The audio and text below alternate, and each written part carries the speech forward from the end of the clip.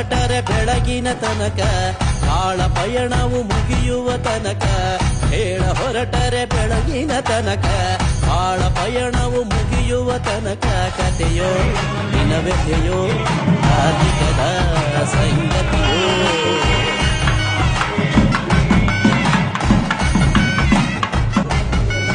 ಏನೆಂದು ವರ್ಣಿಸಲಿ ಸೊಬಗೆಂದು ಬಣ್ಣಿಸಲಿ ಆಸೆ ತೆಂಬರೆ ಸದ್ದು ಕಲೆಯುವುದು ಕುಣಿತದಲ್ಲಿ ಏನ್ ಚಂದ